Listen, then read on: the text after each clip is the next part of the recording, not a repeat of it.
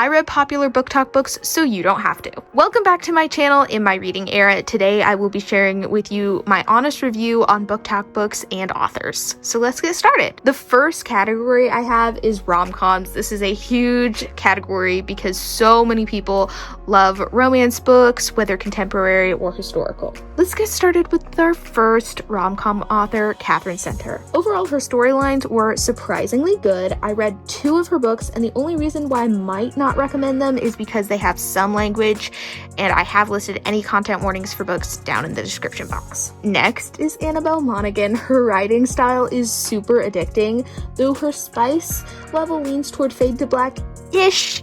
It's kind of hard to tell. Her characters were more typical of the romance genre though, and tended to have not as much depth as other characters I've seen in this genre, and her books are usually about like single moms finding their second love again, and I did enjoy that. It's just I'm not a single mom or someone who has kids, so I could not relate to them as well. I am also adding Jenny Han's The Summer I Turned Pretty series to this section. The only thing I'm going to say about this series is it is not worth the read in my opinion. Honestly, you're just reading about an indecisive teenager breaking apart a brother's relationship. Again, just my opinion. My next category is dystopian and mystery. I also read The Selection, which for some reason is classified as dystopian. I kind of get it, I kind of don't. But anyway, I really enjoyed this series. I found the romance was good, and it definitely had its moments of making me want to scream at the main characters.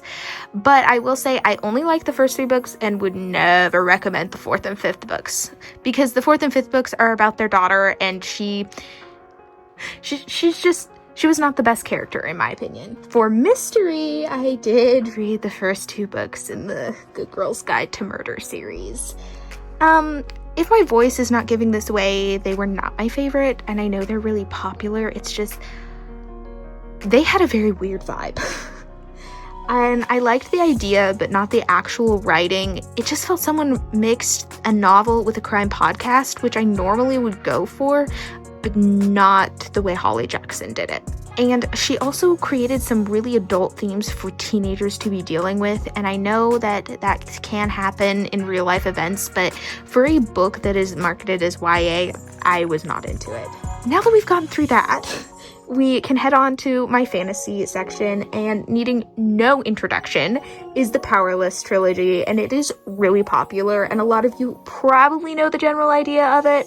I thought her writing was very well done, especially for Lauren Roberts' first book series.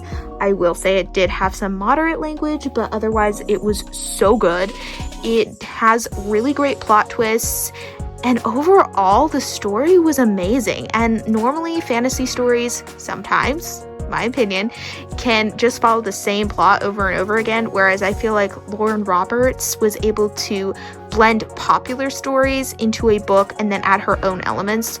Next, I have read Caraval by Stephanie Garber. And yes, it was an experience.